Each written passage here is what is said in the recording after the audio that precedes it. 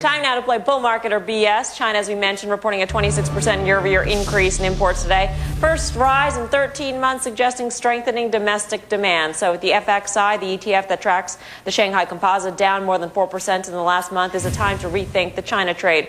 Joining us with his thoughts, Peter Schiff, president of Euro Pacific Capital, author of Crash Proof 2.0. Peter, it is always a pleasure to have you on our program. Thanks for having me on. Playing the China booming economy, is that trade still on? As far as I'm concerned, it is. You know, 4 months ago, back in August, I actually launched a mutual fund called the Euro Pacific Halter China Fund, which only invests in Chinese companies, specifically those focused on domestic demand. And that fund is up better than 20% in the last 4 months. So it is not declining like the numbers you just indicated, because we're simply focusing on the stocks that are generating revenues in domestic China, not looking at the companies that are exporting to the U.S. A lot of the industrials here in the United States, American companies, Peter, that do business in China, they did quite nicely today. Do you have any picks in your portfolio that you like in terms of U.S. companies with exposure there? You know, our fund doesn't actually buy any of the U.S. companies. We're mainly buying stocks in mainland China and other Asian companies like in Singapore that derive their revenues and do business exclusively in China. I mean, there are some U.S. companies that get some of their revenues in China, but they don't get all their revenues there. And I want a pure play on China. I am very bullish on Asia, in particularly China. Oh, Peter, it's Karen. Are you more interested in the consumer? Are you more interested in the infrastructure bet? What is it, or any of all of those? Well, the entire economy, but I think it's going to improve more remarkably when the Chinese government finally withdraws their stimulus to the U.S. economy, when they stop artificially suppressing the value of the RMB and they allow their currency to appreciate. It is going to empower the Chinese middle class. It is going to make even more capital available for domestic investment. And I think you're really going to see an economic boom in that part of the world. Unfortunately, it's going to correspond with a bigger bust over here.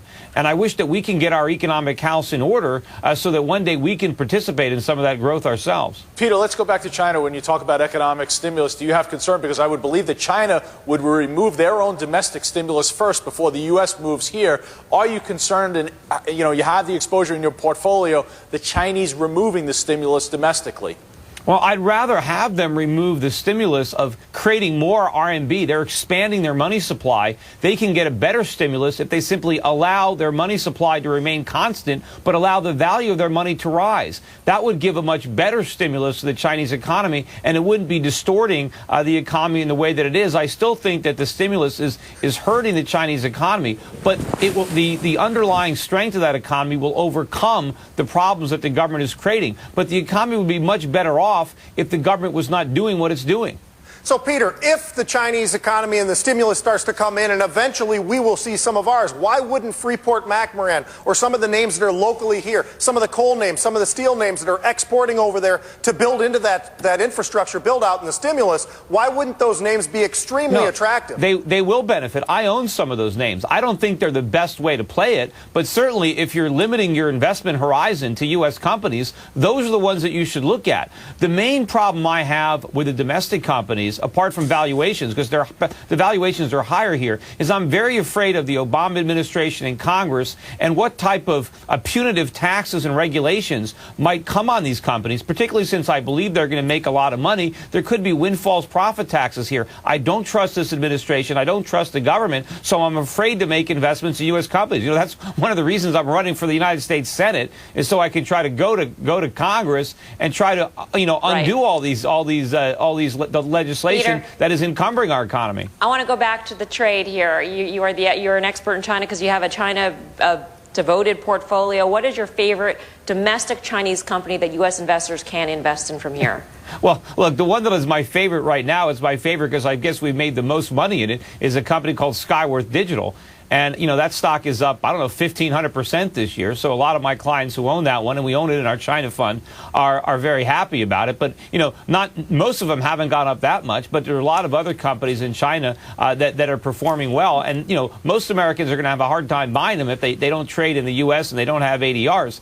But they are available. We own them in our fund, and we own them for individual clients in our managed accounts. I own a lot of them myself, and even in my brokerage accounts. Hey, Peter, what do you think of the steep contango in the oil market right now?